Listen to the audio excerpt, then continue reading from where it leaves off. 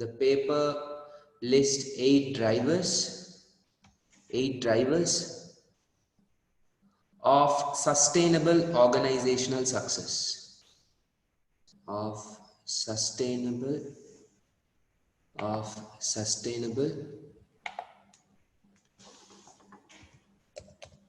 organizational success.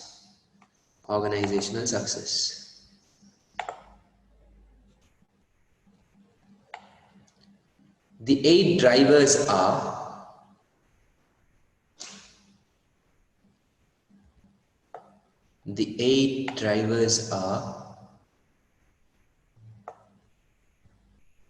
semicolon, next line, first bullet point, write down. Semicolon, next line, first bullet point, write down. Customer and stakeholder focus. Customer and stakeholder focus. Customer and stakeholder focus. Customer and stakeholder focus.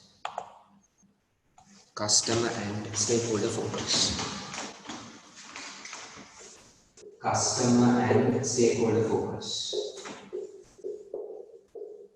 Second one, write down effective leadership and strategy. Effective leadership and strategy. Effective leadership and strategy. Effective leadership and strategy. Third one, write down integrated risk, governance,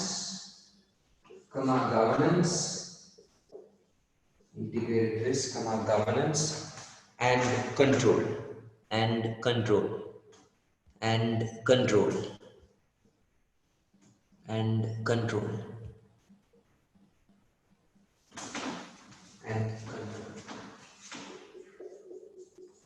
Fourth one, innovation and adaptability. Innovation and adaptability.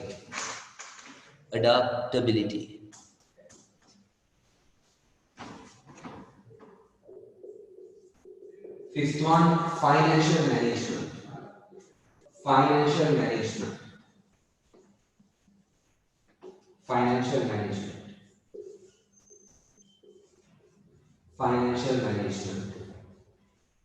Sixth one, people and talent management.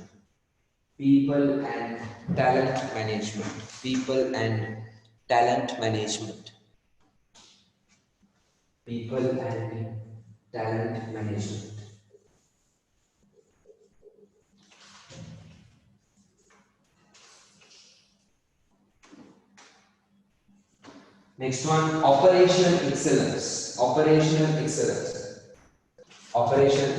Seventh one, operational excellence.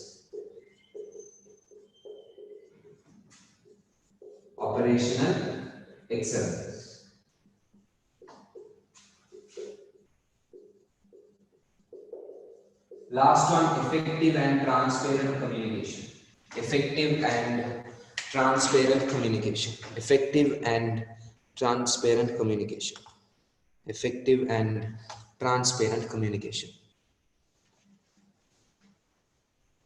It is up on the board, you can cross check. It is up on the board as well.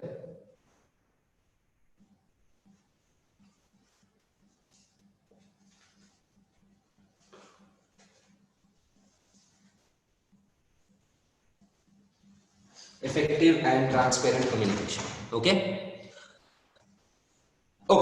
so guys, hear me out. This is another model. Why this comes in, what is the background, what are the areas it focuses. Let's focus on that step by step as usual. Okay, because this is completely going to be a new area again. IFAC's main drivers of sustainable corporate success. IFAC stands for what? International Federation of Accountants. So these accountants together, they got together and introduced a framework, introduced a model.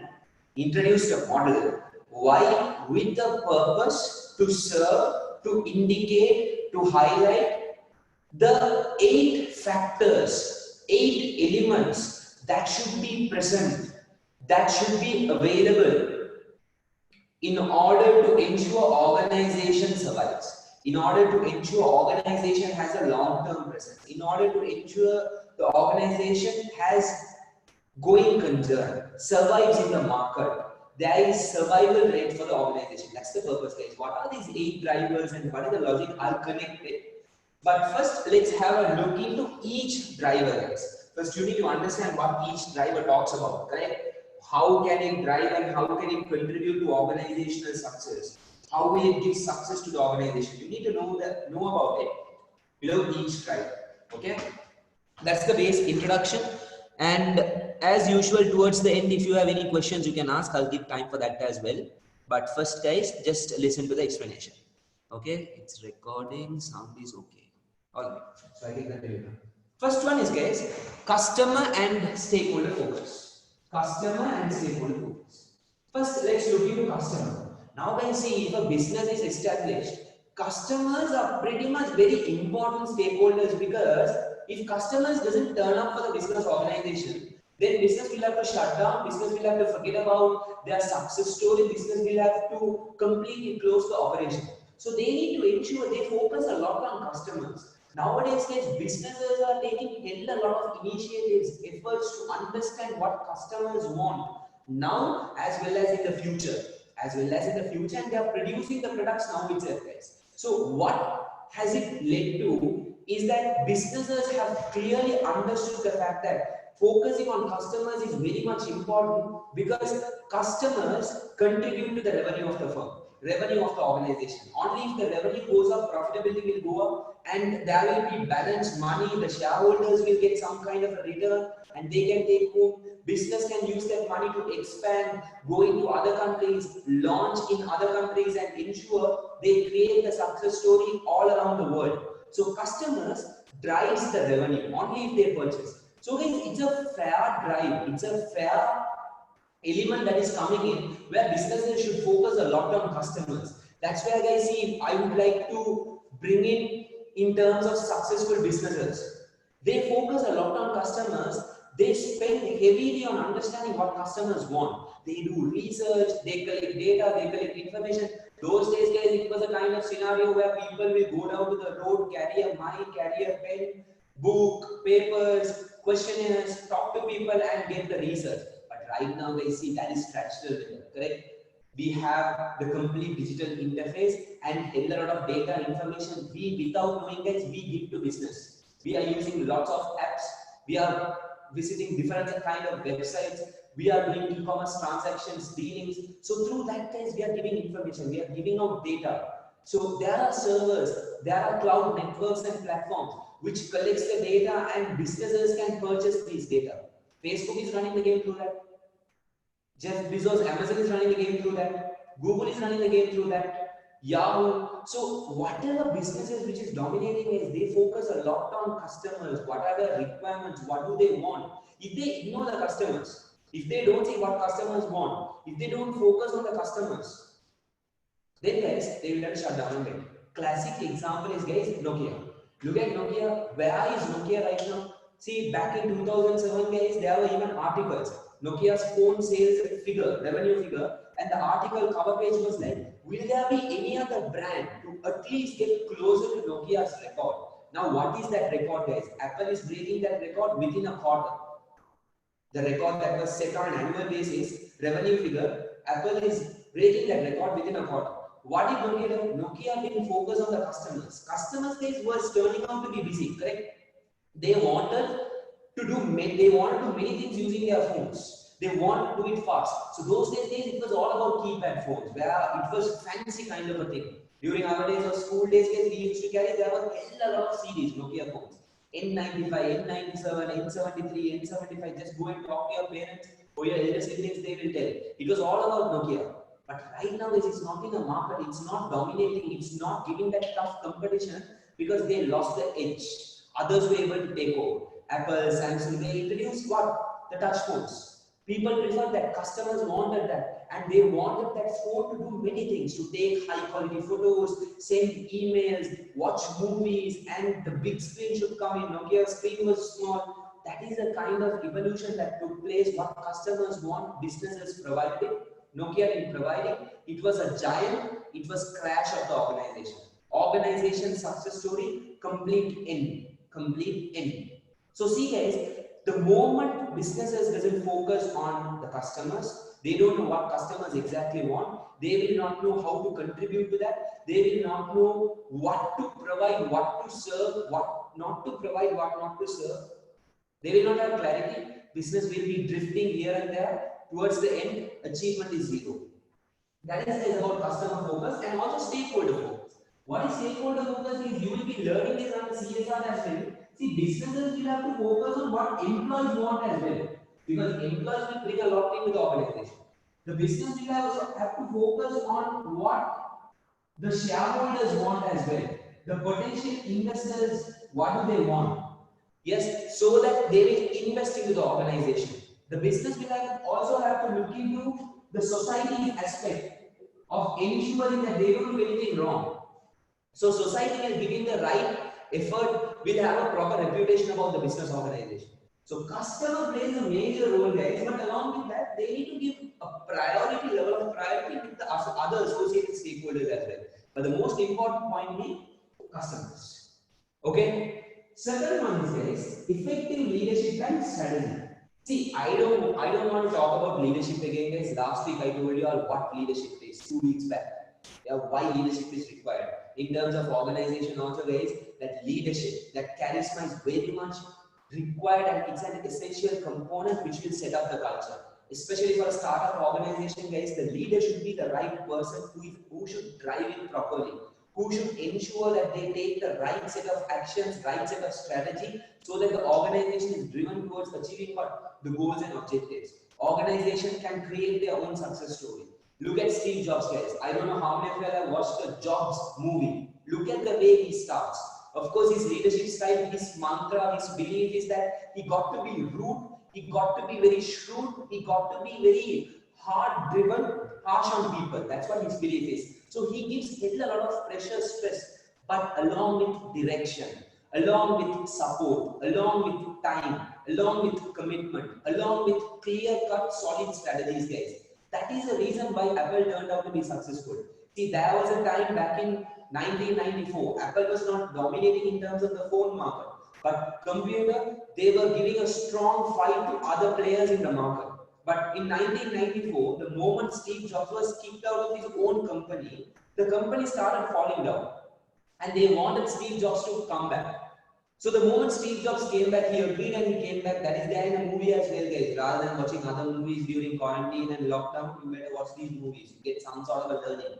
Okay? So the moment he comes back, he again reverts the organization. The organization comes up. Look at the valuation of the organization right now, guys. It is one of the top organizations in the world. 1994, again, there were journals, there were press conferences, there were articles. Crash of one of the biggest giant in US. One of the biggest brand in US. That was how the title was going around. They hit the headlines on a negative note. But see where it has got into. Because of what guys? His vision, his thinking. Yes? So there should be proper leader with a backbone, with a clear mindset to give proper direction, proper motivation, proper guidance, and come up with solid set of actions. So everyone knows what to do, what not to do, and they will follow the leader. And everyone together can ensure the organization is delivering, organization is gearing towards what? The success story. That is, guys, the second driver highlighted by this framework, this model, which is effective leadership and strategy. Parallelly, guys, there are many organizations which has failed big time because there have been no proper leaders. Look at the state of our country last 5 years, guys. We were a failure in comparison, guys. See, we achieved something, but we would have achieved way better than that because our country hit the strike of high middle income category. That was, guys, going through a lot. But last 5 years, guys, look at the state of the country. It was going down, it was coming down, businesses were suffering, people were not able to do a lot because conduct of activities was very slow and it was not active. Because guys, the leadership was not strong, strategy was not strong, strategy was freaking not consistent. Today, one strategy, tomorrow, another strategy. No clear strategy.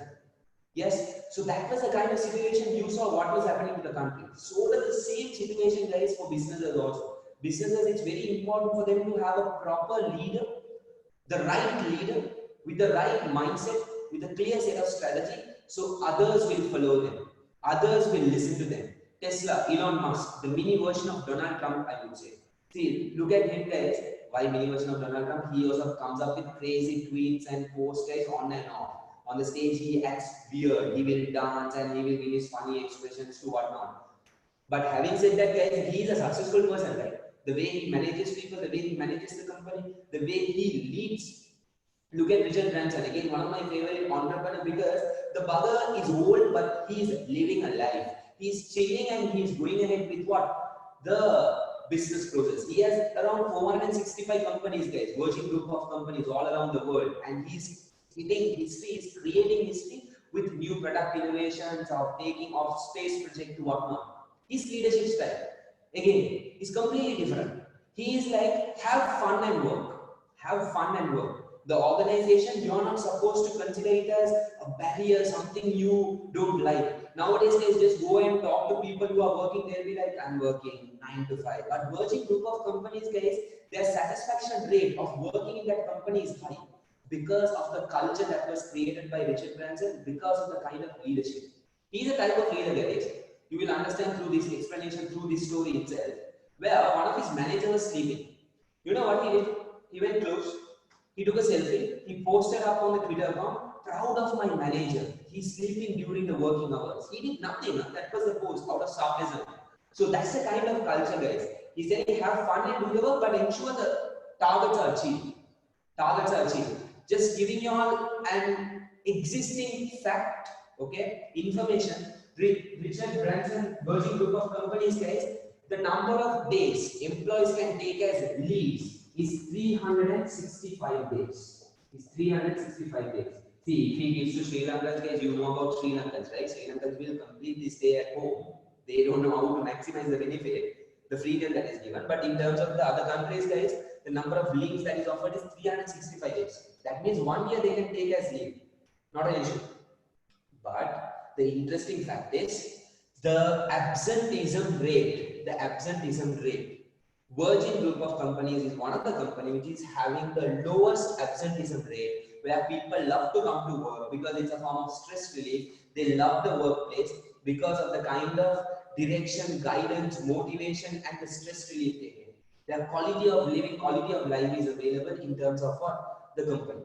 So that effective leadership and strategy is very much important. It's an important essence within the organization to create and shape the organization to a successful story. That is, guys, the second one. Okay. Third one, integrated risk, governance and control. Straightforward, guys. The organization should have what? Proper corporate governance. I'm finishing it with one sentence. Proper corporate governance. So that they can handle all the risk. There will be a control system. There will be a form of discipline within the organization. You saw the benefits of corporate governance, how it adds value to the organization, how it mitigates the problem, eliminates the problem, brings in validation to the organization that the organization can survive for a long term. All the shareholders and stakeholders will benefit. So that is the third driver, integrated risk, governance and control. Are you guys clear until this point? Are you guys clear until this point? Yes or no? Picture of the manager is what? Finding my, in his autobiography, finding my virginity. Yeah.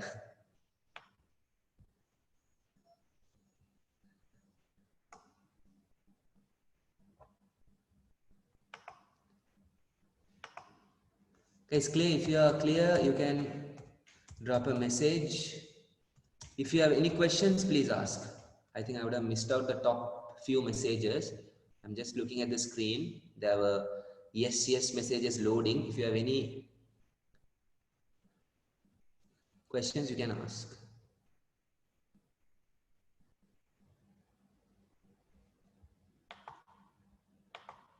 What is integrated risk? Integrated risk means organization as a whole, what are the different types of risk it will be facing. For example, right now, COVID-19 is a risk, right?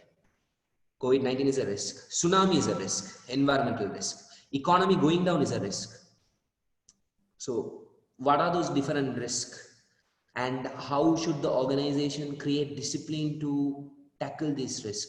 Fraud is a risk. Directors misusing the company is a risk. Employees misusing the resources is a risk. So when there is proper governance in place, proper structure with proper set of panel of individuals, everything will be controlled. Risk, governance and control. Okay, Arjun? Yeah?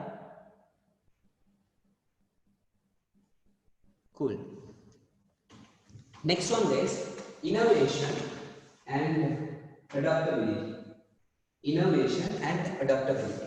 Here guys, let me take the camera. Okay, camera, one of the big, huge, giantest guys was once upon a time Kodak. Kodak was one of the major player, lead player, holding the market like a giant, but it went to a massive downfall. Why? Photography industry guys, those days during our parents' time, you know, right? They will go for a studio and there will be some place that is big fat cameras which looks ugly as well compared to the latest cameras. In that kind of a situation, they will take the photo, they need to wait for bringing 1 day, 2 days to get the hard copy. That's how it works. So we were not able to see our beautiful faces in a screen. But as time progressed, digital camera was coming up, correct?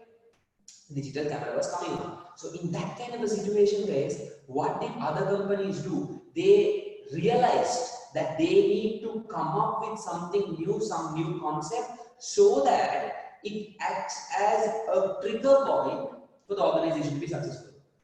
So they innovated, aligned with what? The digital age, the digital era. Everything is turning out to be digital, so why shouldn't photos also be digital? So there was an innovation coming up, and the other companies adopted that, and they are present in the market.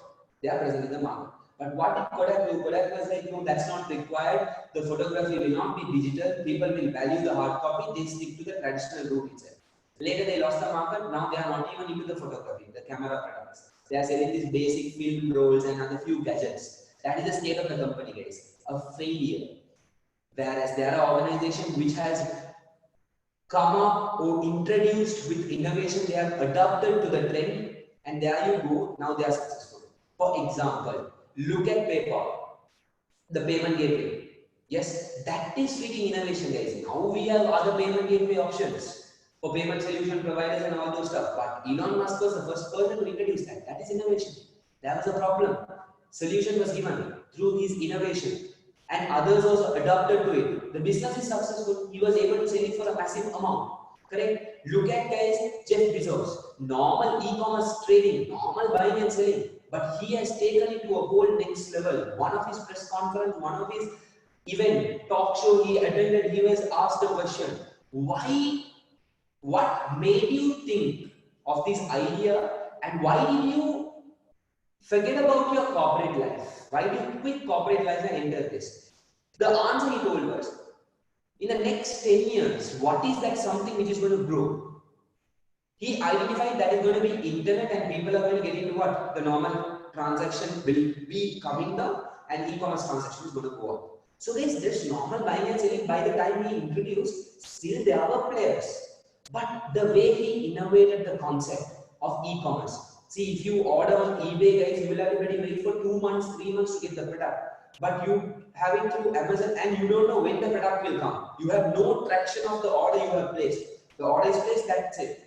You will be like, okay, 1 week, 2 weeks, 3 weeks, there will be estimation. But Amazon, guys, they innovated new type, new way of dealing that transaction.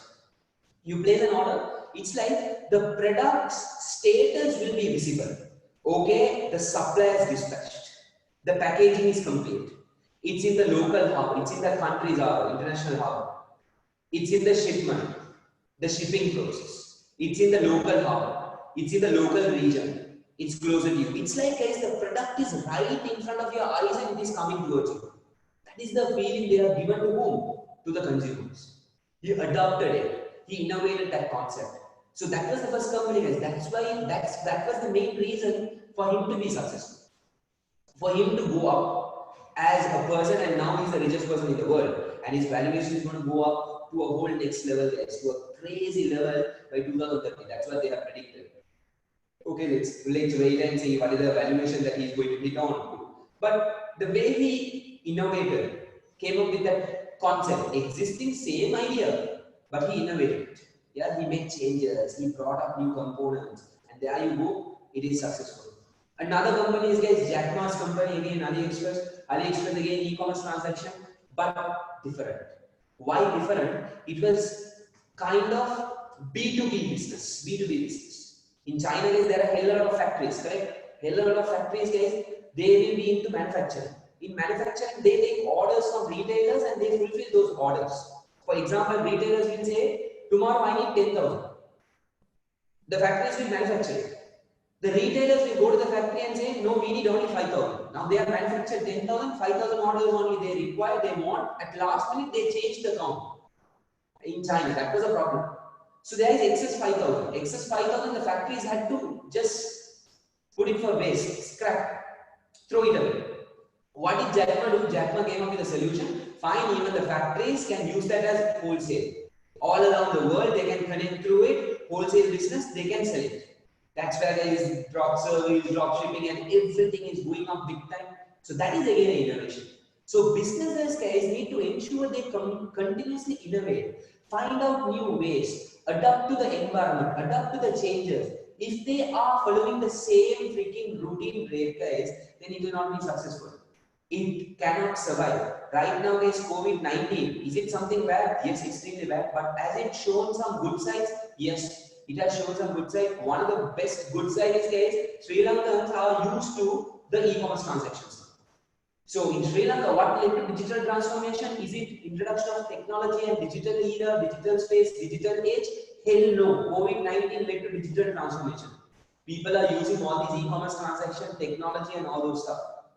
Yes. So even in terms of tuition classes, the lectures, until today, guys, it was all about physical class, right? But right now, when normal physical classes are back, almost many institutes have planned, okay, it's going to be parallel basis, physical as well as online. Students, they want to come online, let them join to online.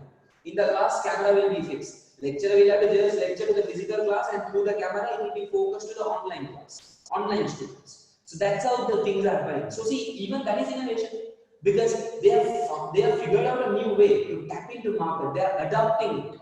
They are adapting the changes. So similar basis, guys, examples can go on, the kind of products that is being introduced, that is being offered to the people in terms of the applications, in terms of the kind of services that is coming up, guys. The example can go on, this can go on. But it's very important for businesses. Even if you're running a business case, you need to ensure you figure out new ways of introducing products, introducing techniques, process within the business, and adapt to the changes. Based on the environmental change, you need to adapt. You get my point? For example, in the future, if we feel that physical class does not have demand, cool, we need to adapt to online classes. We need to adapt to online class. Now we are getting used to it. I hate this system. That's a different story. That will be there. Other factors will be there. But apart from that case, we will have to adapt it, right? So that adaptation should come in. Mind you, not only related to products, it could be anything, guys. Even within the business, it could be new way of managing, new way of marketing. Let me give another small example. I saw an advertisement where the kind of marketing for a job was completely different, guys. For a job advertisement, what we usually see is the job title, the roles, the hours, the salary, this is the email your CV, etc. Detailed information will be there, correct? But there was a company, Million Spaces, I don't know how many of you know, application company, where you can book meeting spaces, occasions through that application. They came up with an advertisement, guys. What is that advertisement? Is we need a new marketing executive or marketing manager because the old one became the CEO. We need a new marketing executive manager because the old one became the CEO. It should either be the executive or manager. Okay? Email your series. Email your series. That's it, guys. That communicates two messages. Message number one, there is a opportunity, there is a vacancy. Message number two, if you join the company, there is prospects for growth. You can climb the ladder. Now the company is successful and they figure out different ways of doing things, guys. So that innovation, figuring out new ways. Don't be, guys, a person who copies everything. Don't be a copycat. Be that innovator. Try out new things. People might laugh. People might say this is crazy. It's okay. It's your creativity. As long as you have belief. If you are running a business one day, got to have different ways of doing things, new ways, new techniques. Because the traditional style is getting outdated. Those crazy people only was able to introduce new concepts, and that is being followed right now. So what is happening is, guys, in terms of the current posh world, people are getting backward in line with what? Figuring out new techniques. Life is easy, Google is available, they figure out an existing model, existing way of doing things, they just stick to it. No, guys, you got to have your own belief and you got to introduce that new ideas, new concepts, new ways of doing things and adapt it accordingly. If you are running a business as well. So the next driver with regard to business is that continuous innovation and adaptability should be available. If that is missing, then there you go. Again, it can turn out to be a problem. Business will be outdated, out of the market. Yes, this is the fourth one. Are you guys clear with that? People clear with that? Boys and girls? Yes or no? Okay, great. 1 minute.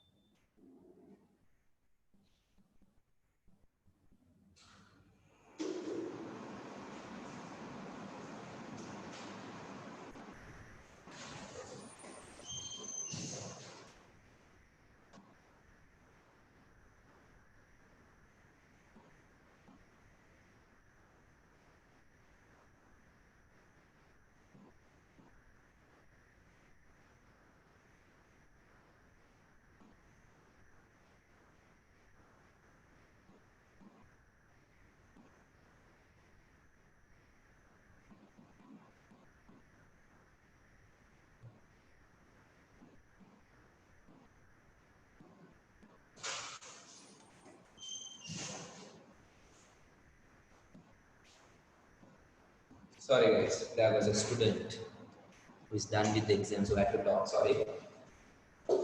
Innovation and adaptability is the fourth one. The other few guys, not really important, not hard. Financial management. What is financial management? You will get that in-depth idea when you come to operational level, management level, strategic level. In terms of E1, P1, F1, E2, P2, F2, E3, P3, F3, where you will be studying everything aligned with what? Running an organization. And that F pillar, P pillar shows you financial management. Businesses guys nowadays they need to look into numbers. Businesses which ignore numbers, which ignores the financial aspect, that means it's an indication that they are heading towards the wrong direction and they are not driving the organization accordingly. Whatever said and done, guys, they might come up with marketing campaigns, they might come up with products, they might come up with any new idea. Finance shows the success of the company. Finance shows the success of the company. Correct? So same way guys, if finance is showing the success of the company, they need to ensure that they manage the finance accordingly. For example guys, what I am talking about here is in terms of the cash. They should know how to manage the cash. It's like guys, when you start working, you will realize. Now you will realize because if you are not working, if the ones who are working knows about it, If they get the salary of 100,000 per month, 100,000 next day itself, will they spend it? No, that 100,000, they know that is the amount of money which is available to run for 1 month, and they will split the expense. That is cash management. In terms of business also, guys, whatever cash they receive doesn't mean that they spend it on one activity. They should know, okay, how to dilute the cash into different activities and manage the cash.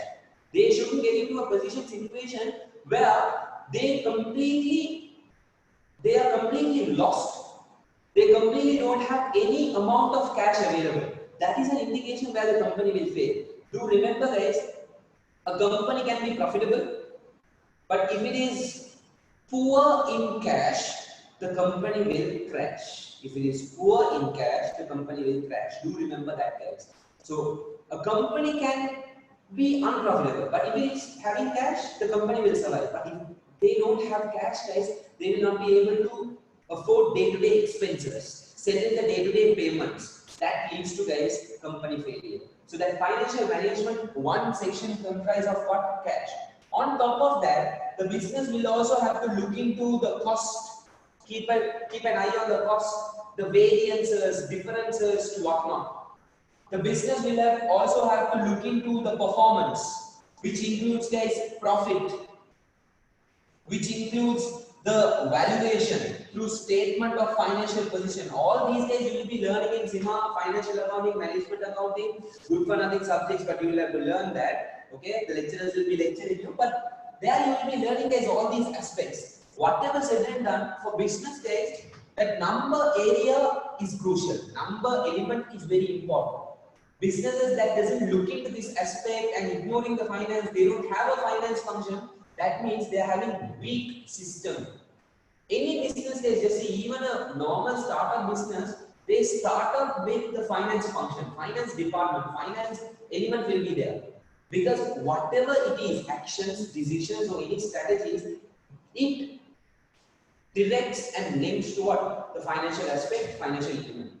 So everything will have finance. So business should focus on this financial management. And mind you, there are enough and more companies, guys, who hires experts, specialists to do the valuation, to do the costing, to advise them on how to manage the cash on a day-to-day basis, to advise the business on how to reduce the cost, to advise the business on how to increase the revenue, to advise the business in terms of investments, to advise the business in terms of the valuation, share price coding, to whatnot. That's how priority is given in terms of financial management. There is no loophole. Organizations have realized it, and almost all the organizations are doing it accordingly in terms of financial management. Because they very well know, because of lack of finance management, there is no proper control over financial management, where companies are looking up and running, not keeping an eye on the cash, not monitoring the performance level in terms of profits, valuation, not preparing budgets and running the organization. Those are ingredients which will ensure that the business will fail. And there are enough and more case studies. So any business which is being established right now, they give priority to what? Finance. That is something good in the corporate world, in the business world. Okay? Next one is people and talent management. What is people and talent management? This is in line with the employees working in the organization. This is in line with employees working in the organization.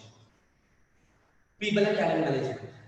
The organization should know how to manage the people within the organization, how to get the maximum benefit utilization from the employees.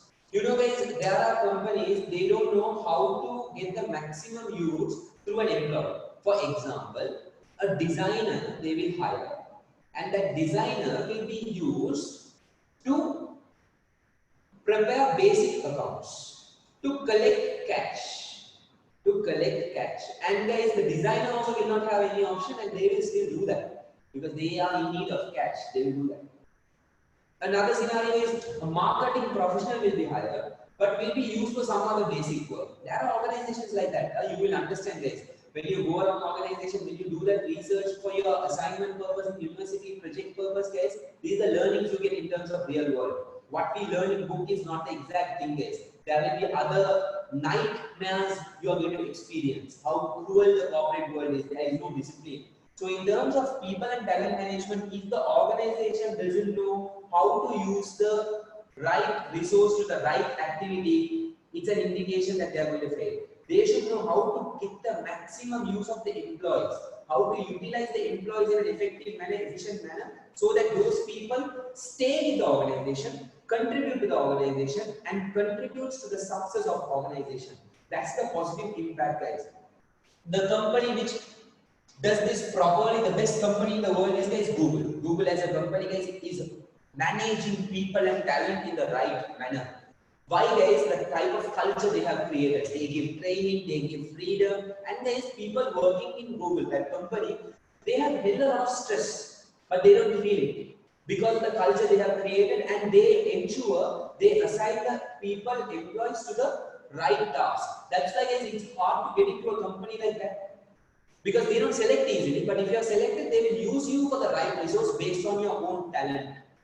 And the culture that is available, just telling you, talking about the culture that is existing and prevailing in that company, guys, you don't have an in-time, out-time. You can enter whatever time you want, you can go out whatever time you want.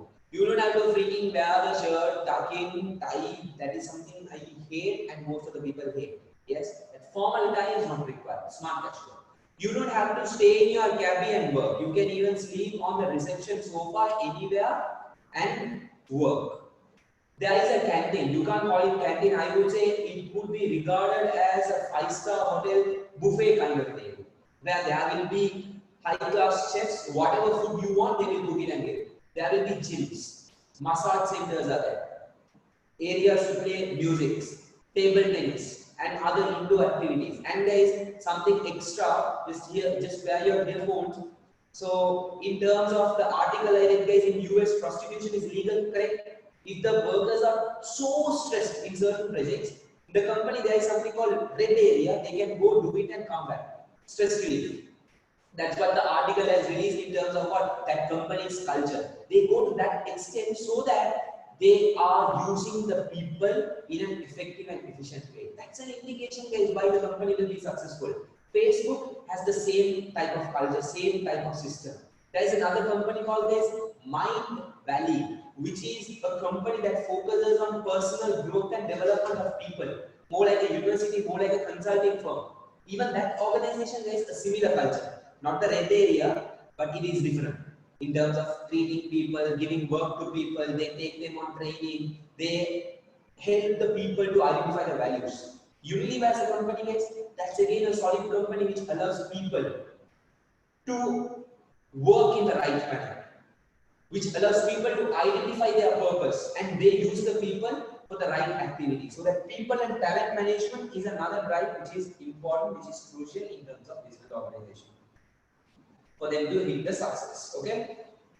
Next one is operational excellence. What is operational excellence? Just think about it. You go to a supermarket. Let's not take Cargills and Beans. You go to supermarket, some random supermarket. You go in. You want some product. No one is available to check. There is no directions given. There is no boards as well. But you somehow manage to find the product. Once the product you figure it out, you go to the cashier point. Cashier point, there is a queue with 5 people, 6 people. There is a queue. And that person is taking the order of one person, one customer sends it, and he is going around, he is doing some other work, he is coming back, and he is dealing with a certain customer. There is some kind of a problem. So after 30-40 minutes, you get your chance. After getting your chance, then they say, okay, if it is a card transaction, we don't have a process, only cash transaction. How do you feel? Is there a flow, guys, in terms of that operation? No. You are not directed properly.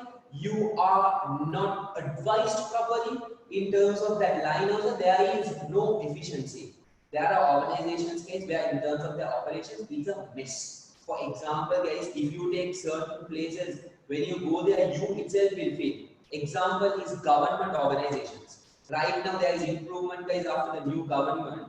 But if you ask any Sri Lankan, if you ask me what are the 2 worst days that I had ever encountered in my life, one day is, guys, the day I had to take my national identity card. I regret still, not regret, but then I should have applied through school. I didn't go through school. Yes, that is one. Second one is the day you get the license. The day you are supposed to take the license, where you're supposed to show the trials. The government organization it sucks big time. Their operational service is not at all efficient.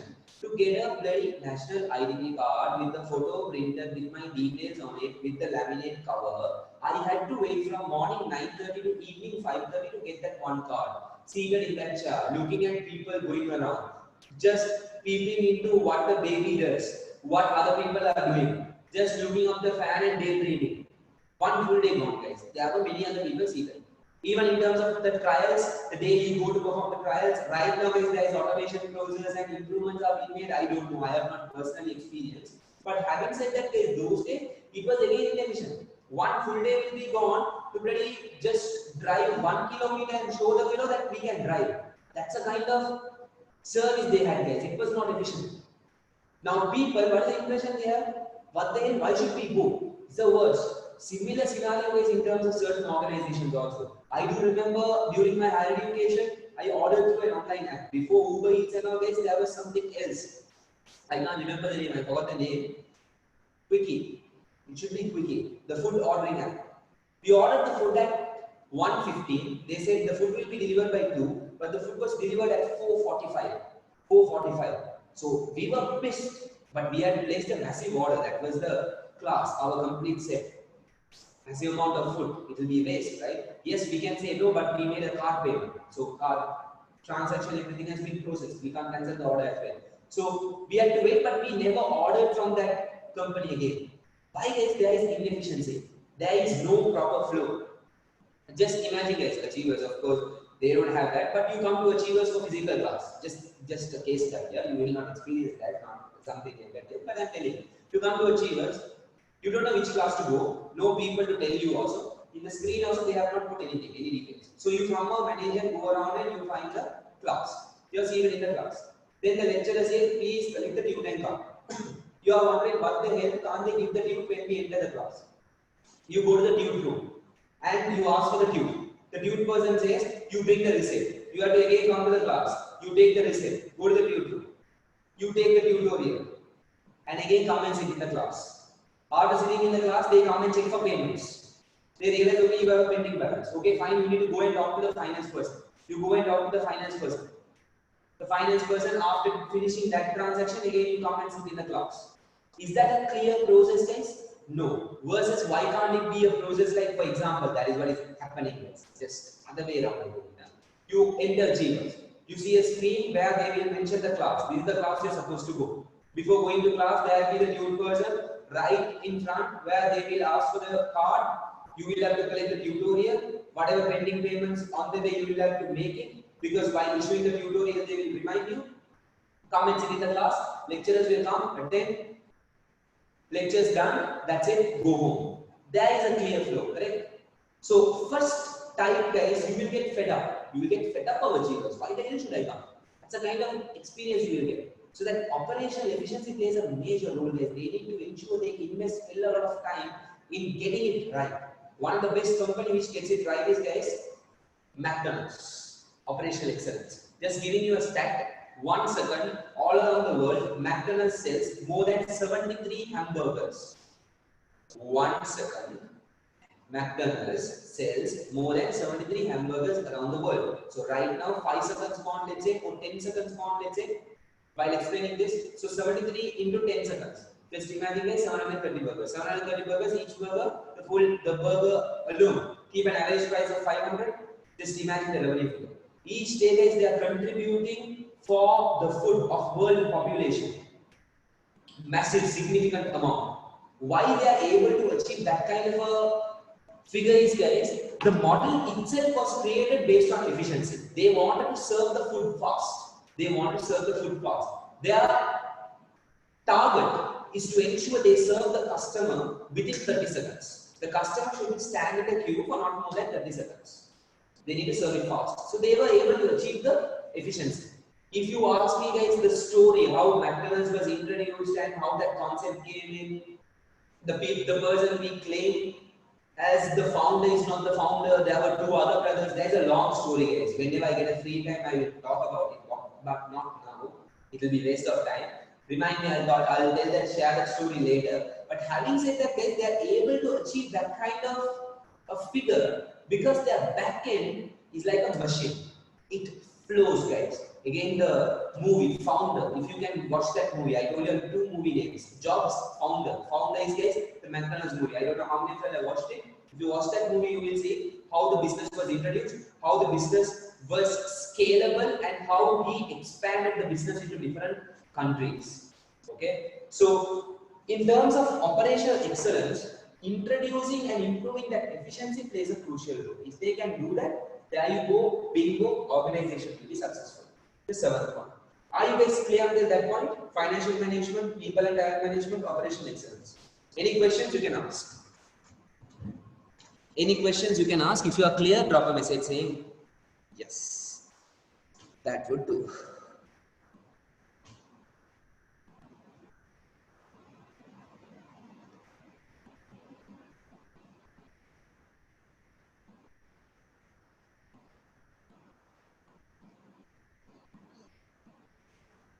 Okay. Next one, last one is, guys, effective and transparent communication. Now just imagine, today is physical class, not online class. Okay.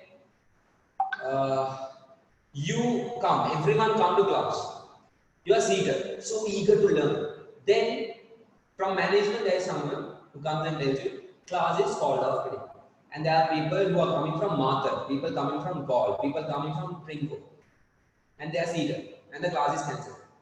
How will you feel? What will your mind voice be? You will curse that person, the person who is providing that message, that person's mom and dad. Achievers will not have mom and dad, but still you will curse achievers' mom and dad. Definitely you will curse the lecturer's mom and dad, grandfather, sister, brother, everyone will come. Correct? So, see, there in terms of that kind of a situation, the lecturer has not informed, where the last moment company gets to know, the management gets to know, and they come and inform the students. So in that kind of a scenario, guys, it affects whom?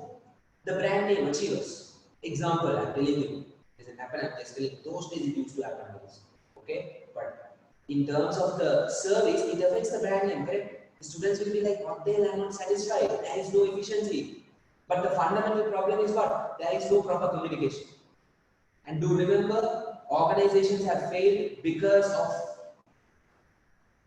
ineffective communication prevailing within the business. People don't communicate between each other. There is no passing of messages, information, ideas, facts, sharing, learning culture is not available. The director might have goals and objectives, but the fellow is not communicating to the subordinates. The director might have a massive vision with a proper solid strategy which can turn out to be successful, but he doesn't take the effort and initiative to go and pass it to the employees. So there is short of communication. Will they be successful? No, guys. They will drift here and there. They will not know what to do, what not to do, because they don't receive instruction. They don't receive any form of task. There is no proper flow of information, facts, ideas. So that will lead to an organizational failure, guys. Now, to ensure there is organizational success, there should be proper communication. Even in terms of your life, guys. Yes, true, it is related to organization. In your life, if you don't know how to communicate, that means how to talk. That effective communication is missing. Effective communication doesn't mean, guys, wherever you go, you're being that person who is annoying, always volume at high level, and you try to show that you know everything. That is not effective communication, guys. Effective communication is about you know what you're talking, why you're talking, and when to talk. What, why, and when. Those three questions answered, that means you are maintaining a proper communication. And you should know how to express. Right now, guys, in the country, if you look into our president's statement, what he has told the graduates coming out of university, coming out of any other private institutions, they are not having the right level of competency. Why? They are focused on the book. They know whatever is mentioned in the book. But when it comes to the soft skills, communication, most importantly, they don't know to express, they don't know to talk, they don't know to convey. They have a beautiful idea running in their mind, but they don't know how to put it into words and communicate it to people. That's where guys people fail. That's where people fail. I'll give you an example. There was a student who was extremely smart, who used to get the island rank, but they don't talk, silent, corner, very silent. Okay, there is another student, average, but will create a beautiful story even if 2 to 3 words are given. He knows how to elaborate. Which person will be successful in the corporate world? First or second? Second person, guys, because you should know your talent. Yeah, they are not going to see where do you come from, what do you do. It's a matter of you expressing and you showcasing that you have all these talents. Nowadays, in the form of communication. Communication involves presentation, talking, passing the idea, passing the information to what now. So do remember, if you are weak in that, you need to improve it. Not hard. It's a matter of skill. It's a matter of personal development. Yes. That is some personal advice I want to give guys in relation to you. If you are not going to be that person who takes that initiative guys of not being able to communicate properly when required, you will turn out to be a failure. You will turn out to be a failure. Why? People will take you for granted. For example, you have a project, you need to complete, but your friends are forcing you to come. But you're silent. They're like, no, I can't. You don't know what to tell, how to tell. So you are remaining quiet, you end up attending the function, you don't complete the project. Correct? You don't complete the project. And you fail whatever module, whatever exam it is because you didn't complete the project. Why that happened is because you are unable to communicate. There are people suffering with this problem. Certain students might think, what the hell, sir? I will tell my friends I can't come. But the sad part is, guys, I have seen students who are unable to do that because they are so soft-hearted. There are people like that as well. Even in terms of relations, trust me guys, other people will take you for granted and you will go on a ride. They will take you for a ride. So please ensure you work on that as well. So that you are a good communicator who can pass around and move forward, progress forward. Anywhere you go, you know when to talk. If you are given the opportunity to talk, you hammer properly, you impress properly, you snatch people's attention towards you. People's attention towards you. That's a kind of attitude that should be there. That's the personal advice I want to give. But having said that, connecting to organization. Okay, why? To ensure there is proper process and organization can conduct the business activities in the right manner, satisfying the customers, leading to organization success. So this is a very general. I hope you understood. It's very general. See, there is no scripted long paragraphs coming there. Customer and stakeholder focus, you can just think about it. It could be anything. But the logic here is, guys, now coming to the main point. International Federation of Accountants, you will be learning that in depth under ethics section. Under ethics section, guys, what is International Federation of Accountants? Is it a main body or is it a sub body? Who is contributing to that? Just a simple point I would give there is right now, it's a main body. It's a main body. There is no one about that. They are like the main body for all the professional accountants, professional accountancy qualification. Even SIMA is falling under them. So they have introduced this model. Why? To showcase, to highlight the fact that these are the 8 drivers that is essential for organization success. Point number 1. On top of that, the finance professionals, accountants, do have a role in contributing to this in terms of their knowledge, in terms of their experience they gain, in terms of the exposure they gain. They need to ensure they keep an eye on this if they are working in an organization.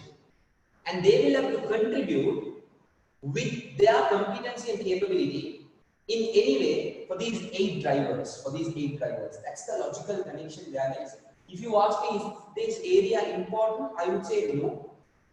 Because there is maximum 1 question worth 2 marks will be tested. So just know it on a general term. What is that specific area you're supposed to know? Know IFAC 8 drivers and know the 8 drivers.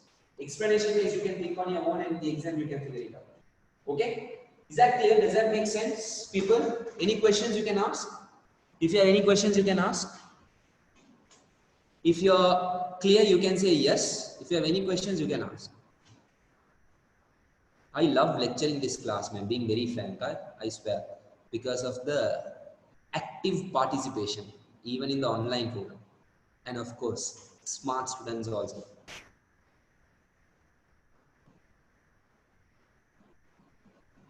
Lahiru, all okay? Lahiru is the newcomer, right?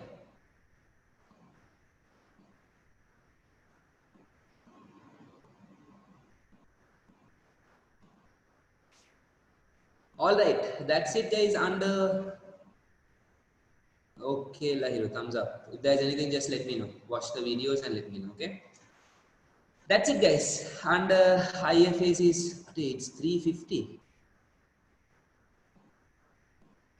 Let's do another model. Let's focus on another model. King's report. Let's complete that and go for a break. Navishka wants a break. Others?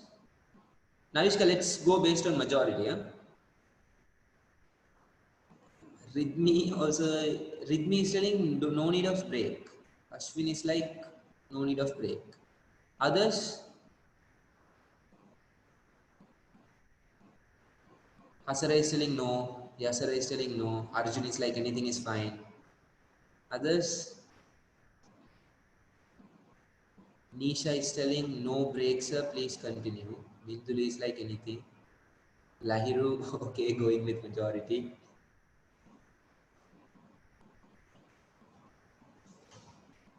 Okay, guys.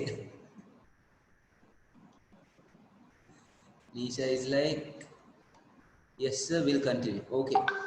Majority says, let's continue, we'll continue. Flip a coin. If it is in the class, I would have definitely done that. I do that in the class, but not here, right? Guys, let's copy the notes for King report and then let's take the break. Okay?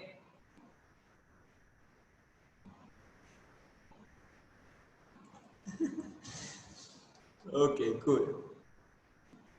Nisha, it's okay, just another 10 to 15 minutes. Okay?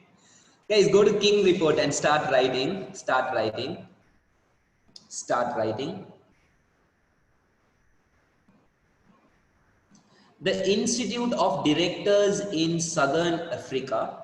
The Institute of Directors in Southern Africa. The Institute of Directors in Southern Africa.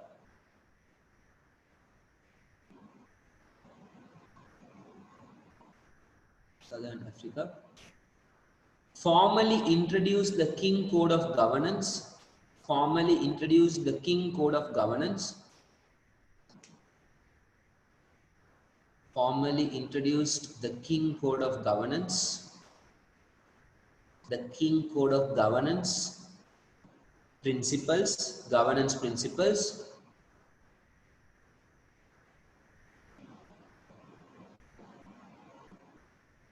King Code of Governance principles and the King Report on Governance and the King Report on Governance and the King Report on Governance and the King Report on Governance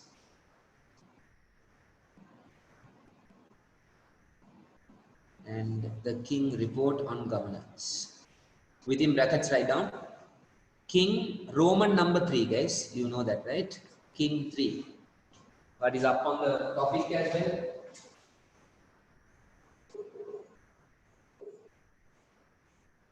Within brackets, King 3. Okay? Continue writing. King 3 was published. That is, guys, the report. Okay? King 3 was published. King 3 was published. King 3 was published on 1st September 2009. On 1st September 2009. On 1st September 2009.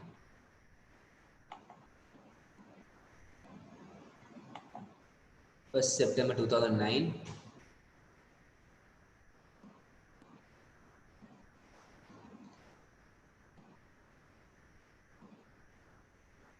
Full stop, continue writing. Previous versions were issued in 1994 and 2002. Previous versions were issued in 1994. In 1994. In 1994.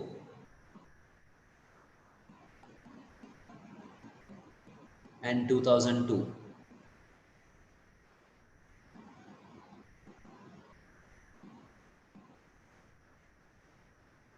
and 2002.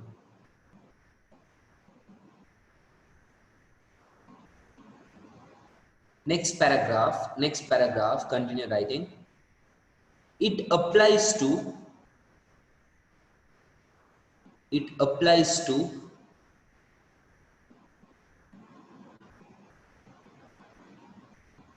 it applies to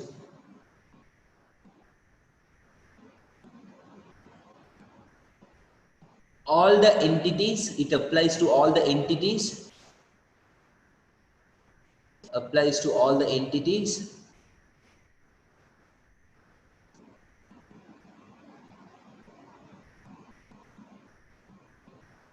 applies to all the entities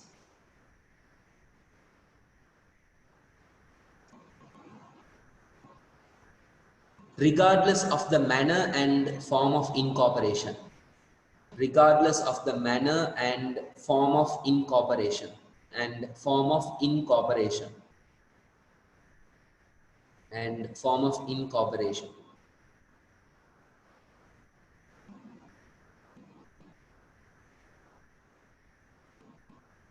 Full stop, continue writing. The code of governance,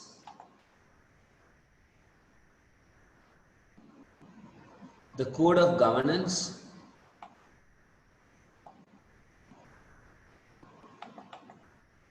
the code of governance should be used, should be used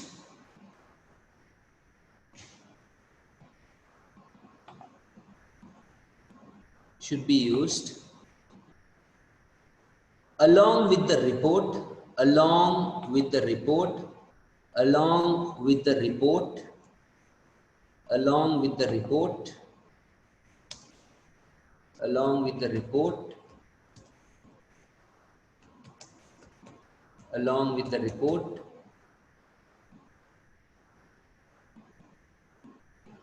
along with the report,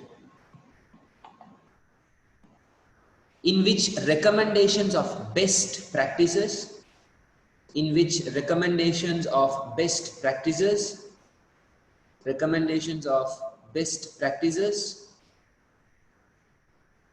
best practices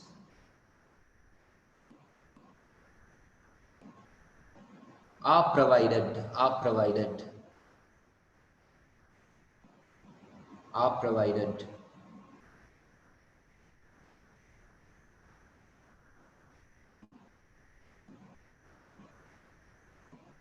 Full stop, continue writing. The code is divided into 9 sections. The code is divided into 9 sections.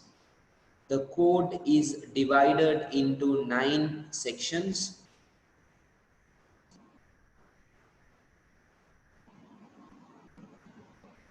Which address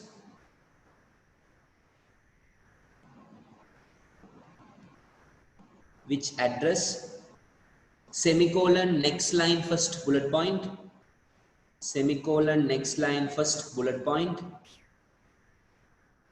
first bullet point,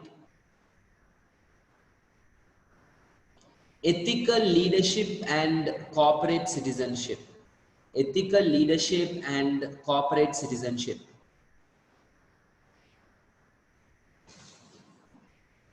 ethical leadership and corporate citizenship, ethical leadership and corporate citizenship, corporate citizenship. Second bullet point, boards and directors, boards and directors, boards and directors, boards and directors.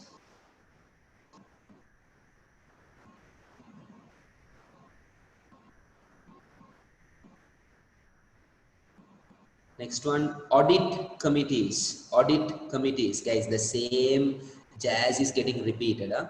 Because we are learning different frameworks. All the frameworks are based on the inspiration of governance principles. Okay, so the same points will be coming repeated again, but just know what those principles are under each framework. Audit committees. Fourth bullet point, write down. The governance of risk, the governance of risk, the governance of risk.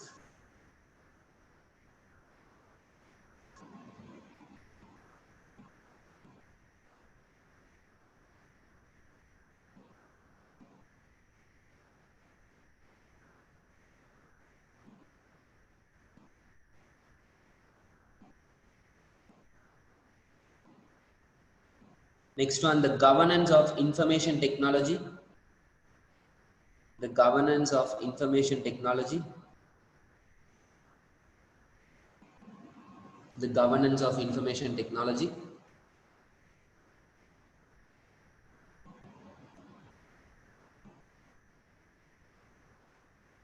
Next one, compliance with laws. Next bullet point, compliance with laws. COMPLIANCE. COMPLIANCE.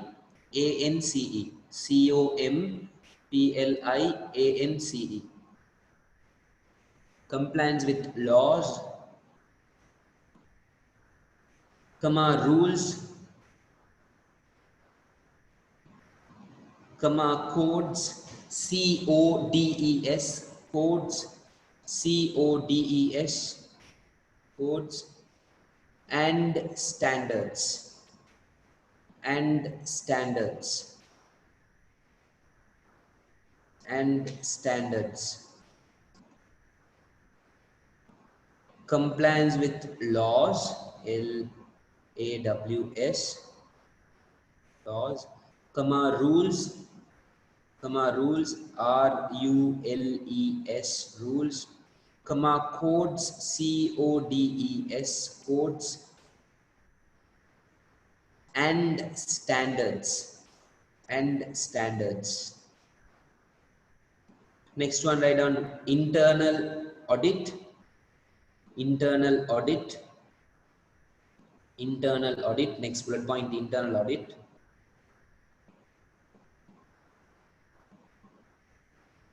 Internal audit. Next bullet point, write down governing stakeholder relationships, governing stakeholder relationships,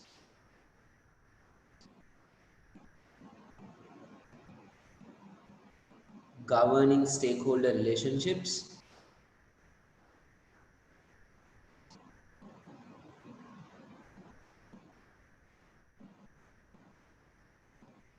Next point, write down integrated reporting and disclosure. Integrated reporting and disclosure. Integrated reporting and disclosure.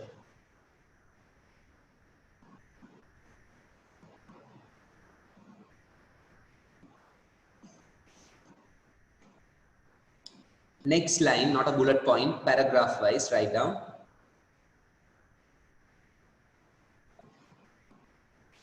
It has opted for an, it has opted for an, it has opted for an, it has opted for an apply or explain within inverted commas, apply or explain within inverted commas, apply or explain.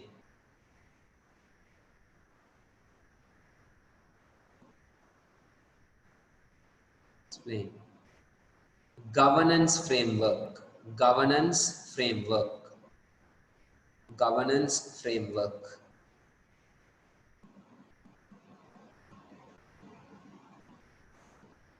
Governance framework. Full stop, continue writing. Where the board believes, where the board believes, where the board believes, where the board believes it to be in the best interest of the company, it to be in the best interest of the company, it to be in the best interest of the company,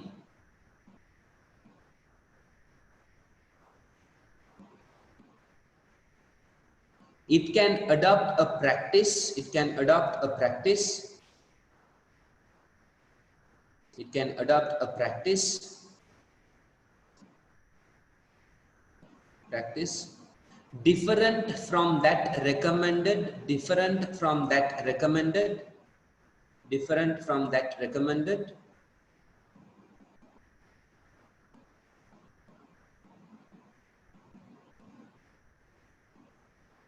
comma, continue writing, comma, continue writing, comma, continue writing,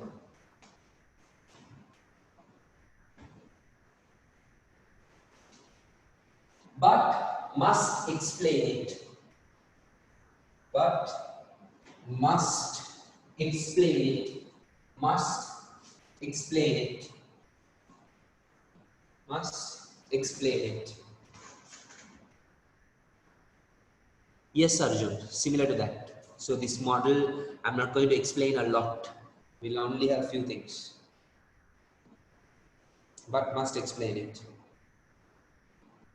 Okay, guys, I will explain it. Not a lot of, not an important framework, and there will not be lots of explanation coming in. But let me highlight the keynote points. What are the keynote points, guys? See, this is a framework that is applicable for Southern African countries. Southern African countries. That is the keynote point number one. See, UK Corporate Governance Code, guys, listed companies in UK. US Sarbanes-Oxley model, relevant to US. So same way, guys, King report applicable to the Southern African countries. This was introduced, guys, with the purpose of again promoting best, better, proper governance in line with the organizations. So this corporate governance, guys, see, UK Corporate Governance Code is applicable to what? Is applicable to what type of companies? Is applicable to what type of companies? UK Corporate Governance Code. Who can answer that question? Is applicable to what type of companies? In UK, London Stock Exchange. UK Corporate Governance Code is applicable to what type of companies? Public limited companies. Very good, Rahul. Listed companies. Okay, other companies also can follow, but it is directly applicable to public limited companies, PLCs. Yes. Okay, the listed companies. But in terms of the King report case, again in US, again for listed businesses and other businesses also will have to follow if required. Okay. But in terms of Southern African countries, this King report 3 model, it is applicable to all the entities. I have given that sentence, guys, after previous versions were issued in 1994 and 2002. Mentioned a statement, it applies to all entities regardless of the manner and form of incorporation. Highlight that sentence. That's the keynote point under this model. Highlight that sentence. That's the keynote point under this model. Guys, don't expect any questions from this. Will not be tested. But as part of content, guys, it's better for you to know. You get that overall understanding around the world. What are those different frameworks that is revolving? Next point is, guys, see, the code is given in line with the basic principles what we have already focused, what we have already done. Okay, ethical leadership and corporate citizenship, boards and directors, audit committee, governance, etc. Internal audit, laws, rules, same thing. But the next keynote point is, guys, highlight after the bullet points. Highlight after the bullet points. Apply or explain governance framework. Apply or explain governance framework. This is similar to which approach? Apply or explain governance framework, highlight that. And a question for you guys is similar to which approach? Very good, Yumin. UK, principles based approach. Comply or explain. So in terms of these entities, these corporations, King Report 3's model approach is principles based. If companies want, they can adopt corporate governance. If they don't feel like adopting it, that is also allowed, but they will have to explain. They will have to provide the explanation. So what we focus on the approach to corporate governance, principles based, same thing here, guys. But apart from that, the code is divided into 9 sections. What are those 9 sections? It is the same thing but is repeated in different terms here and there, but same principles, guys. Not important to remember, but remember these keynote points. King Report 3, applicable to what type of companies? Applicable to all the entities. What is the approach they have? The approach they have is principles based. Apply your explain framework. Those are the keynote points, guys. Just take 2 minutes and read that entire page. If you have any questions, you can ask. Read that entire page. If you have any questions, you can ask. But don't allocate, guys, 40 minutes, 1 hour to do research on this section and study. Yeah? Not worth it.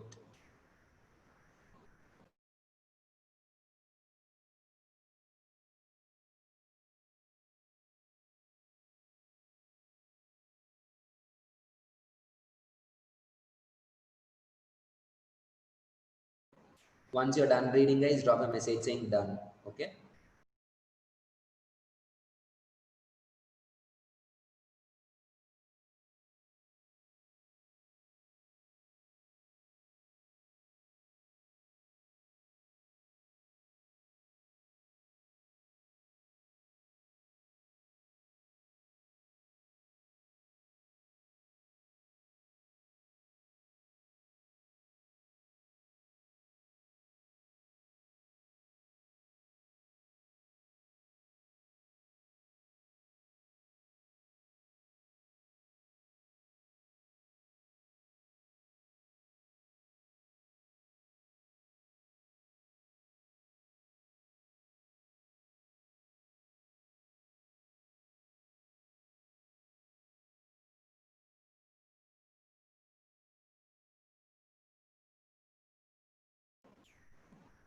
Nisha, if I am to repeat the points, I will charge extra 1,000.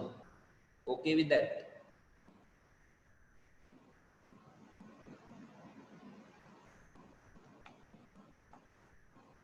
Extra charge. This what are the points? First and no, I'm just kidding. First and the second point, right?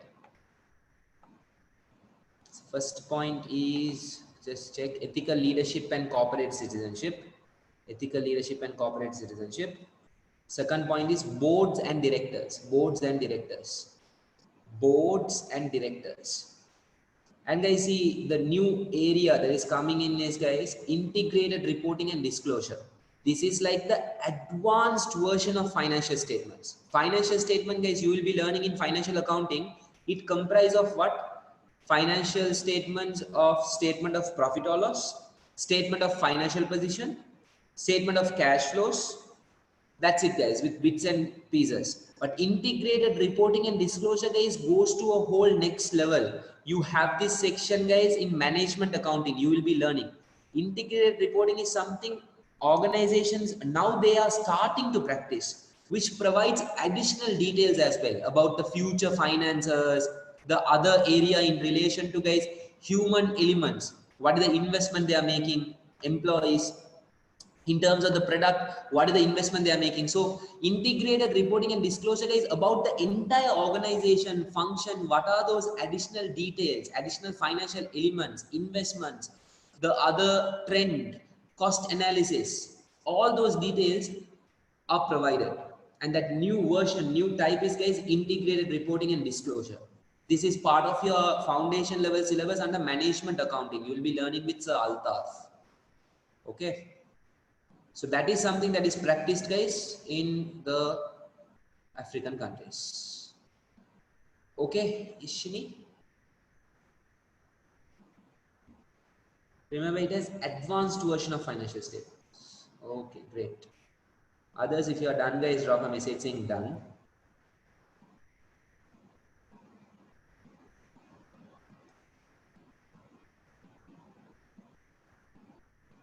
If you have any questions parallelly, you can ask.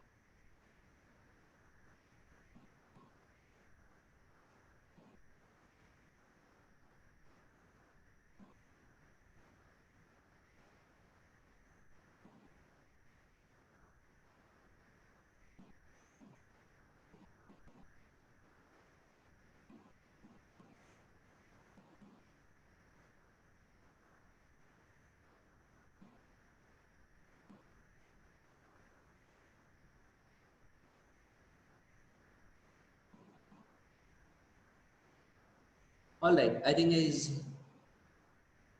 time up, right? You guys want a break now? Yes, Minduli, we are doing the question related to corporate governance. We are going topic by topic. Corporate governance, 15% of the syllabus, all the questions, whatever questions you all have in terms of doubts also, that will be cleared. So next week, it's going to be hardcore question session.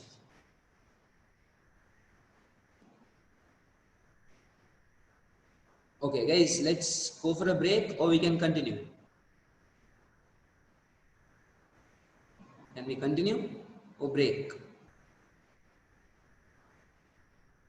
Okay, surprising. Ridmi is telling continue. Minduli continue. Rahul, anything?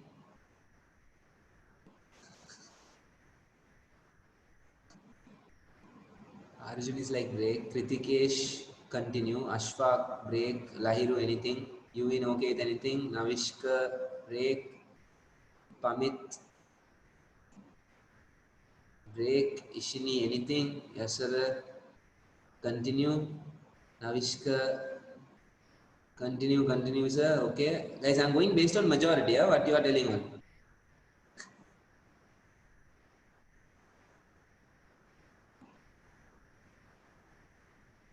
Yes sir is like sir continue, don't waste time. Okay, yes sir.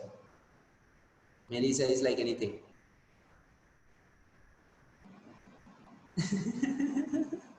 No, everyone is telling break. I'm just making it up. Just a few students told anything and let's continue. Guys, let's take the break. 4:21. Come back by 4:45.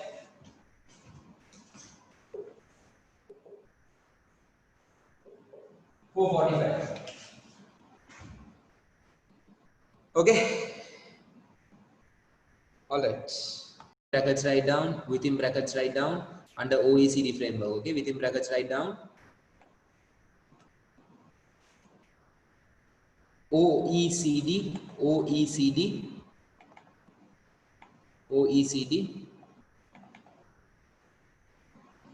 consists of 34 countries, consists of 34 countries, consists of 34 countries,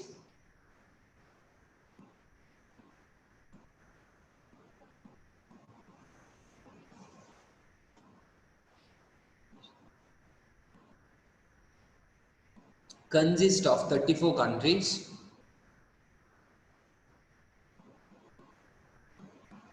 with one set of rules for corporate governance, with one set of rules for corporate governance, with one set of rules for corporate governance.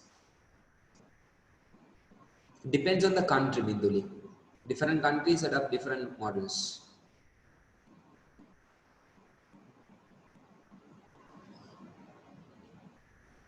34 countries with one set of rules for corporate governance.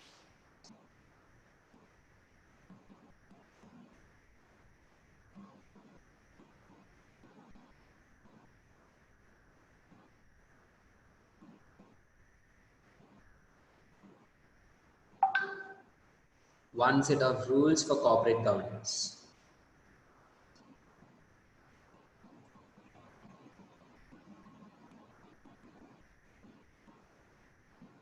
Full stop, continue writing. Full stop, continue writing. In 1999, in 1999, in 1999, 1999,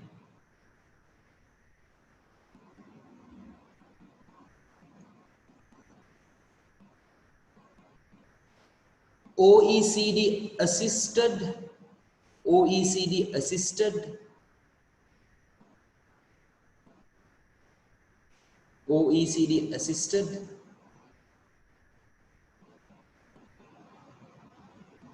assisted with the development assisted with the development assisted with the development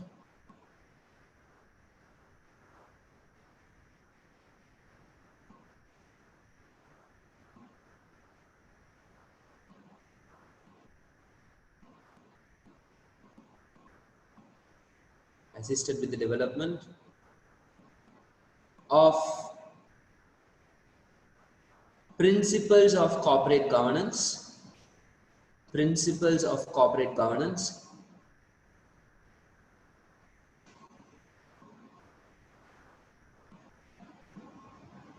Principles of corporate governance.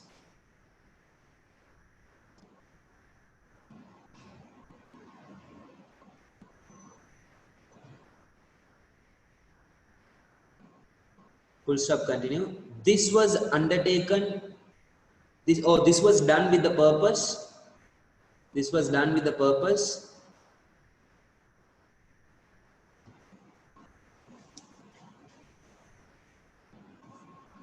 This was done with the purpose. Done with the purpose of encouraging the countries, encouraging the countries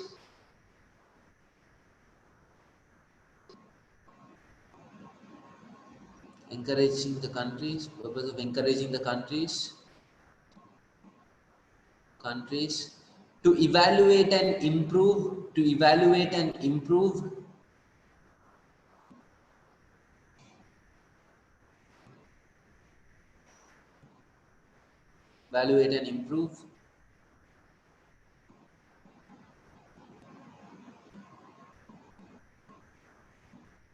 improve the corporate governance, evaluate and improve the corporate governance.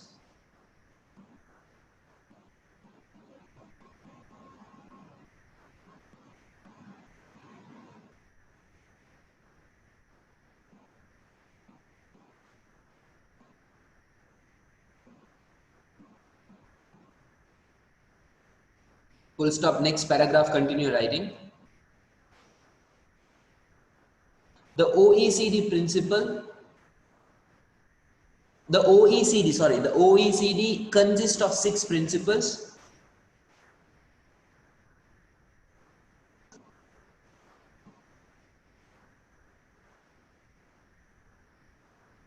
OECD consists of 6 principles, which was revised in 2004.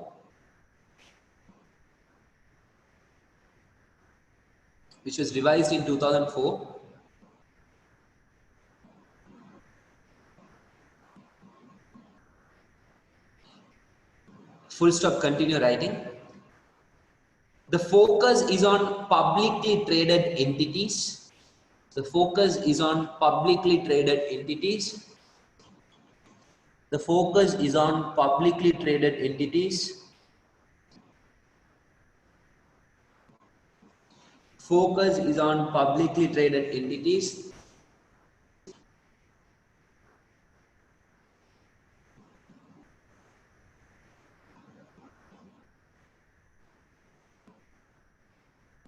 Focus is on publicly traded entities. And it's a useful tool, and this is a useful tool. And this is a useful tool.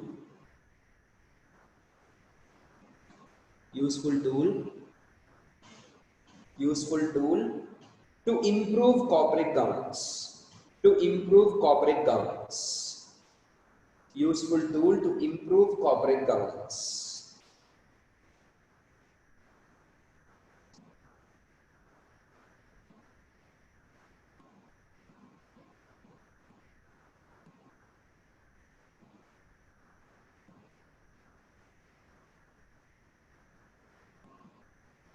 Okay, guys, copy the diagram which is up on the board. And once you are done, drop a message saying done.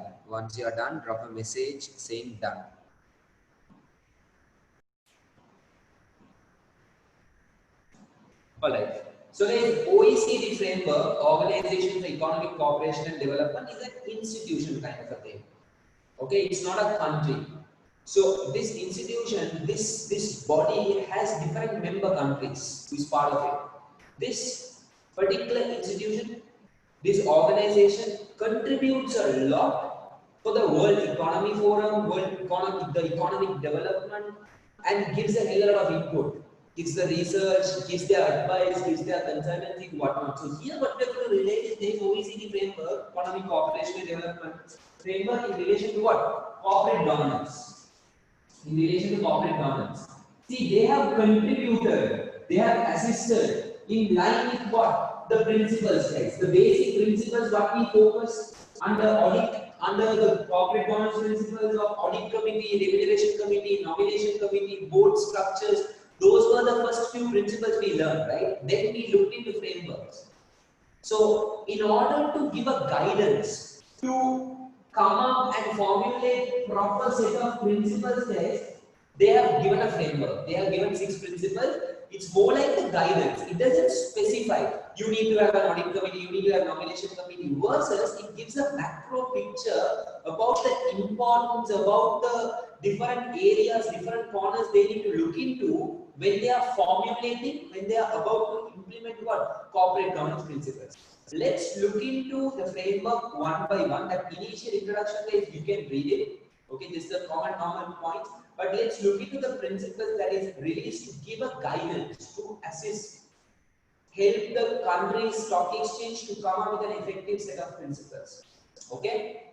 One by one focusing, first one, guys. One by one focusing, the first one is the basis for effective framework. See, the beauty of this framework is, guys, it starts from the scratch. It gives a foolproof idea for countries and companies, stock exchanges, to formulate proper set of policies. That's why they have been assisting for basic corporate governance principles also. It starts from the scratch, guys. The first one is basis for effective framework. See, it's good that the companies need to implement corporate governance and it should be happening in the right manner. But guys, this framework, the first principle, it focuses on what? Basis for effective corporate governance framework, the foundation. That is, guys, before implementing corporate governance, they got to be clear. They got to have a base idea, foundation of the people who will be associated with these principles, the changes, people who will be responsible to implement it, put it into action, and ensure corporate governance framework is being followed, is being adhered to by the company, by the country, by the other relevant institutions. So first and foremost, guys, with regard to corporate governance implementation and principles and formulation, first one is they got to set the foundation. What is the foundation? There should be clear division of responsibilities. Fine, we are about to implement. Who is responsible to implement it? Who is responsible to formulate it? Who is responsible to keep an eye? Who is responsible to continuously monitor the entire organization or entire set of companies? First one, they suggest, they advise, they provide the assistance in relation to what? Working on the foundation. It's more like, guys, laying out the plan. Laying out the plan and being clear, okay, these are the set of individuals who will be coming into this particular project of introducing corporate governance policies and principles. So different individuals, what are their responsibilities? In terms of directors, what are their responsibilities? In terms of the relevant parties, what are their responsibilities? Relevant institutions, what are their responsibilities? That should be clearly defined. That clarity should be there. If not, guys, later it will be implemented and it will be more like what? No one knows anything, who is supposed to overlook, who is supposed to monitor, who is supposed to implement. So first and foremost, the base idea is what? There should be division of responsibilities in relation to corporate governance. That includes, guys, different responsibilities from the time of implementation, from the time of making changes, monitoring, disciplinary actions, continuous improvements, different set, guys, which is not related to your content, to your level. When you go to P3, that is, guys, the strategic level, you will be going deep dive into this. But right now, guys, you have an idea, the basic foundation, that is division of responsibility, should be set. Then, guys, the second principle is the rights of shareholders. The second advice that the framework provides is, now shareholders, are they important stakeholders of the company? Yes. Now, if you take into account shareholders do invest in the company not for charity purpose, guys. They invest in the company either to get a return. Return, guys, either in the form of what? Dividends. That is through profits when the company is performing, or through share capital growth. Share capital growth, where The shareholder purchases it for 100,000. In another 1 year time, this 100,000 worth shares he can sell it for 350,000 or 300,000. You can sell it for 300,000. So that's the share capital growth. That's why shareholders purchase shares, right? Make the investment. So they making the investment, they have the rights. What are the rights? The right is to ensure that the company is running in a proper manner. To ensure that the shareholders' rights is offered as an owner. They got to be paid dividends. They got to have the share capital growth. Those are the rights. So corporate governance principle, the framework should focus on shareholders and ensure the shareholders' rights is safeguarded. Shareholders' rights is protected by being able to offer them what is expected, what they are expecting. For that, guys, the company should survive. Company should be successful. Company should have a long-term going concern. Survival. Company should have a positive upward performance. So second area focuses on the fact that shareholders, they are invested and that right should be given. That rights can only be given if the company is surviving. So corporate governance principle should focus on this aspect of ensuring or aiming the fact that the company will survive. So the company survives and experiences a positive performance, therefore the rights of shareholders will be automatically fulfilled. Do you see where they come from? They give the general advice, guys. Backgrounds related to corporate governance. They don't specify, okay, now to fulfill this, what are the principles? Nothing as such, guys. The advanced principle framework has the sub-principles under each section, which is not at all related to SEMA also, guys. That is like extremely advanced. On company institution level, they do that. But here the base framework, guys, they give an idea. They give that advice. They give that overall view. Okay, these are the angles you need to focus. So certain angle is what is the rights of shareholders. Okay, let's read through. If you have any questions, you can ask after that. Please follow the tutorial. The 6 principles, ensuring the basis for effective corporate governance framework. The corporate governance framework should promote transparent and efficient markets, be consistent with the rule of law, and clearly articulate the division of responsibilities among different supervisory, regulatory, and enforcement authorities. Highlight division of responsibilities until the end of that sentence. Highlight division of responsibilities until the end of that sentence. In other words, making sure everyone involved is aware of their individual responsibilities, so no party is in doubt as to what they are accountable for. Okay. The second one, the rights of shareholders and key ownership function. The corporate governance framework should protect and facilitate the exercise of shareholders' rights. The directors are stewards of the entity and should be acting in the best interest of shareholders. However, the existence of corporate collapses mentioned above proves that it isn't always the case and shareholders need protecting from such people. Highlight the first sentence, highlight the first sentence, highlight the first sentence, and add a sentence below the paragraph, and add a sentence below the paragraph, and add a sentence below the paragraph.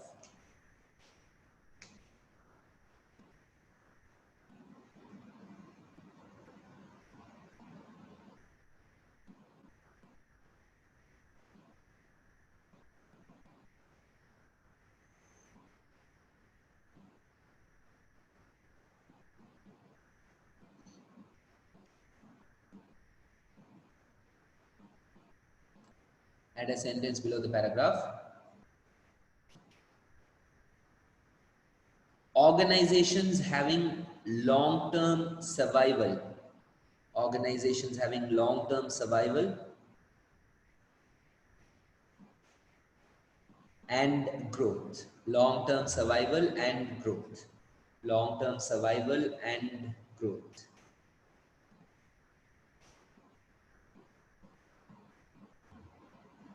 Long-term survival and growth. And growth.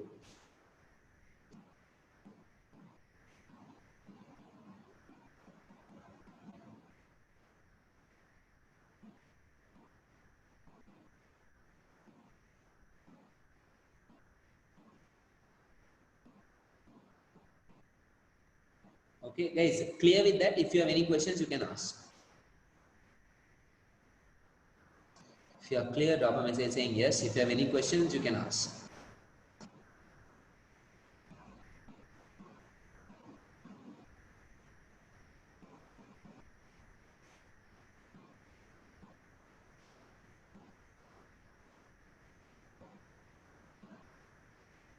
Okay, so let's proceed. Next one, guys, equal treatment of shareholders. Now let me ask a question from you guys. There is Mr. A who is a shareholder, Mr. B who is another shareholder. Mr. A owns 30% of the company, or let's say 40% of the company. Mr. B has just 1% of the company. Does that mean they need to give more priority, more effort, more respect to Mr. A and not respect Mr. B? Do they have to entertain that kind of behavior? Yes or no? Yes or no? Answer is no. Both of them are shareholders. They deserve what? Equal treatment. Equal treatment. Both of them deserve to know the information. Both of them have the rights for dividends, share capital returns. Both of them deserve to know the information, insights about the company. So whenever they ask, even the person with 1%, the company should give the details. That's how it should work. Another situation, another scenario. Let's say there is a local shareholder and there is a international shareholder, Mr. B, local and international. Okay, so international shareholder is the local sultan, the person who is popular on Instagram, who comes up with crazy content, right? On Instagram, every day I see that. Local shareholder and international shareholder. Now the company, should they give more priority to international shareholder or should they give more priority to local shareholder? Nothing as such, guys. There should be what? Equal treatment for all the shareholders because shareholders have invested money. They are shareholders. Even in that shareholders, it should be a case of major shareholder, minor shareholder. Of course, they will look into that. But that shouldn't be taken into account in terms of treatment. All the shareholders deserve to know whatever it is, deserve to have the rights to ask for information, ask for clarity, dividends, etc. So there should be equal treatment for shareholders. Next one, role of stakeholders. Now when corporate governance principles are being implemented, they need to ensure the corporate governance principle is implemented in a way where the other stakeholders have a role to play part of it. What does that mean? In relation to that, it's very simple. The corporate governance framework should ensure the company survival. If the company is surviving, for employees it is what? They will have jobs. There will be more job opportunities. So society will get more job opportunities. Correct? Suppliers will get more contracts. Suppliers will get more contracts. Customers will get quality products. So they need to keep in mind the other stakeholders as well when it comes to what? Implementation, formulation and ideation of corporate governance principles is the next focus area. So that it provides a form of win-win situation for all the parties associated. These are the third one and fourth one. Equal treatment, role of stakeholders. Straightforward points. Okay? Clear with that? Any questions you can ask? Let's read first and then after that let's get into any questions in case if you have any questions. Okay? The equitable treatment of shareholders. The corporate governance framework should ensure the equitable treatment of all shareholders. Highlight that sentence, guys. Highlight that sentence, including minority and foreign shareholders. Highlight that as well. All shareholders should have the opportunity to obtain effective redress for violation of their rights. Fourth one, role of stakeholders in corporate governance. The corporate governance framework should recognize the rights of stakeholders established by law or through mutual agreements and encourage active cooperation between corporations and stakeholders in creating wealth, jobs, sustainability of financial sound enterprise.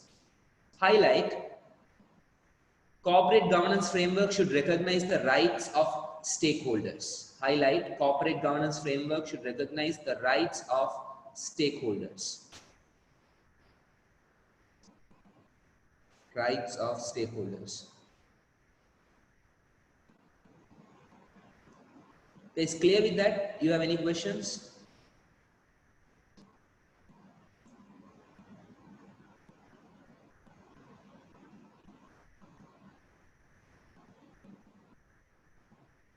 Yes, there can be conflicting objectives. In that situation, they should come up with the conflicting strategies. But here, this is basic, no? Basic, like, giving jobs. That is a basic scenario. Let's say giving contract to suppliers, settling the banks, improving the economy. It's like straightforward.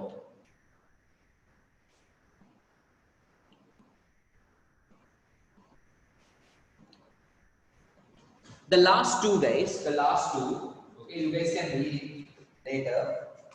Oh, let's read that also, let's finish it properly. Right. Disclosure and transparency. What is disclosure and transparency is, guys? The company should disclose all the information to the shareholders. Whatever information they deserve to know, they got to reveal it. That's why, guys, to fulfill this criteria, they release the financial statement where they disclose the performance of the company, where they disclose the remuneration, what we learned on the remuneration committee, remuneration of all the directors. They disclose the basis of selection of the executive directors. We learned this on the nomination committee. There is a chairman's report. There is CEO's report. Even guys in the remuneration, how they are paid that much of money. So those are information which is given, which is being disclosed, offered, given, provided, communicated to all the parties. So there should be sufficient amount of disclosure taking place. With transparency. What is transparency? It's an open-ended term. It's an open-ended conversation. There is nothing to hide, no hanky-panky, no grey kind of a scenario transaction where they are trying to hide and do something. It got to be very foolproof. It got to give a clear clarity to the people associated. Okay? That is disclosure and transparency, the guidance given by OECD. Final one is, guys, responsibilities of the board. You guys tell me. I will be happy if you guys can answer. In the board, who are the types of directors that should be there? Types of directors that should be associated in the board. Types of directors in the board. Executive directors, non-executive directors, excellent. Executive director, what are they responsible for? Executive director, what are they responsible for? Executive director, what are they responsible for? Very good. Day-to-day activities, company operations, manage the company, run the company on behalf of shareholders. Non-executive directors, what is their responsibility?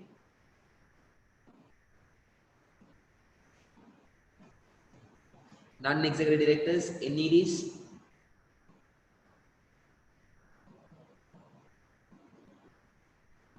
Non-executive directors, what is their responsibility? Non-executive directors, what is their responsibility? Overlooking, questioning, challenging the executive directors. So guys, the OECD framework final principle, it focuses on responsibilities of the board, where there should be clear responsibilities assigned for executives and non-executives. We have already looked into that, and they need to ensure they fulfill the responsibility. Only if they fulfill the responsibility, the company will be successful. That's why, guys, the CEO is coming in. That's why the chairman is coming in. That's why there is a proper discipline and framework coming in. So in simple terms, guys, the responsibilities of the board is associated with the executives and non-executives. What we focus is under this section. The board of directors should be assigned clear responsibility. Only if they have responsibilities, they will take it to their head and run the company. Company will be successful. There will be long-term going concern and survival for the company. Okay, that's the last one. So this is not specific corporate governance principles, guys. This is like the guidance document. This is like an advice document. This is like an assistance document, which gives that macro idea. Okay, these are the areas I need to focus if I am to introduce the corporate governance principles. With that purpose, this was introduced. Because of that, guys, certain countries do find it little difficult because they don't specify, right? They don't specify. These are the principles you need to have. But that's where the advanced version was released, where under each principle there is sub-principles. Sub principles of focusing. Okay, this is what you need to have, this is what you need to look into, these are the principles you need to implement so that life will be easy. But this base framework is used, which acts as the advice document. Okay, are you guys clear with this? People, are you guys clear with this? Are you guys clear with this? Yeah. Okay, guys, take 2 minutes and read disclosure and transparency and the responsibilities of the board. Read the last two, fifth one and sixth one. Once you are done reading, drop a message saying done. Once you are done reading, drop a message saying done.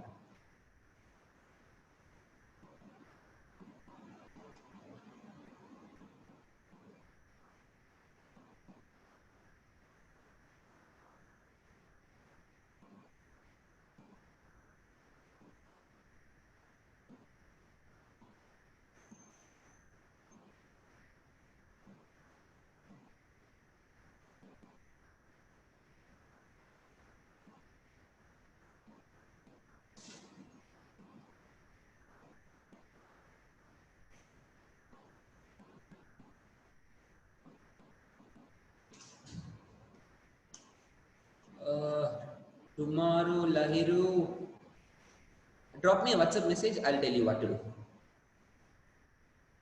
After the session, just drop me a WhatsApp message. Okay?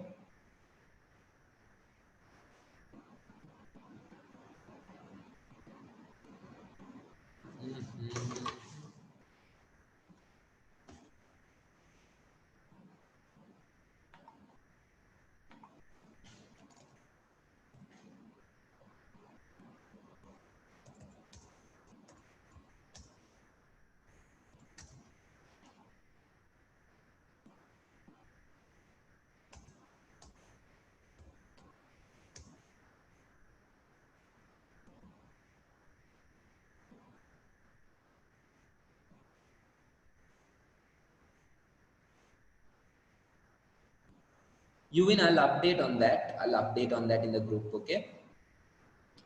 Hopefully from next week.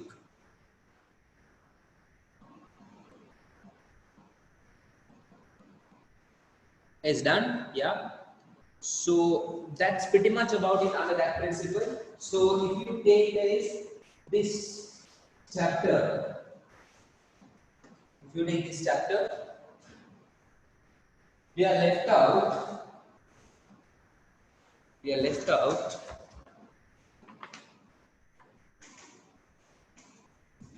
with something called resource dependency theory,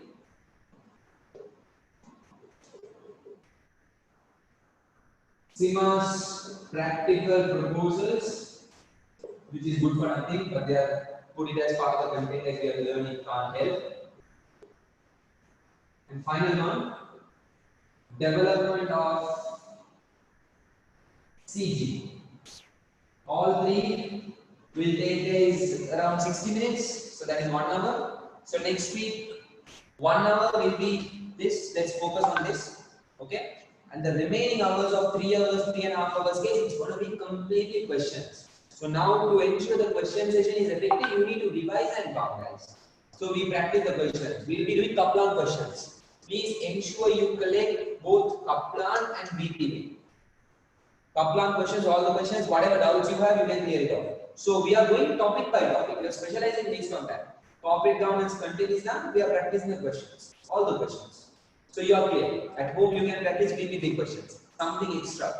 Done and dusted. You will be ready with corporate governance. In the exam, you can tackle any questions. That's the level you need to get in.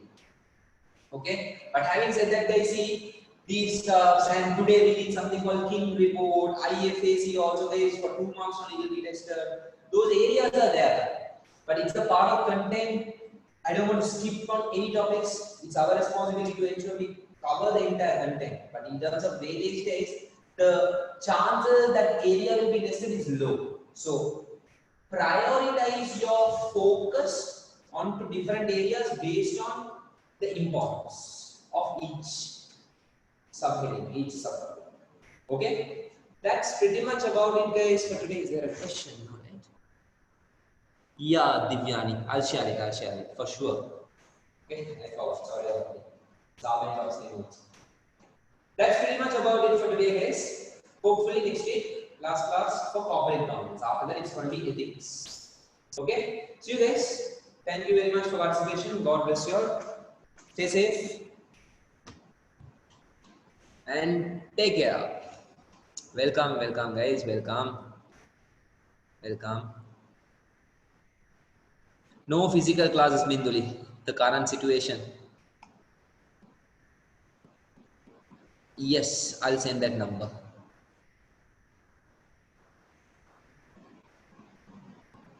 Yes, Arjun, I'll send that number. See, we wanted to have the physical class, but the current situation doesn't allow, right? Last week we had the physical class for few subjects, but again, things seems like, so let's see.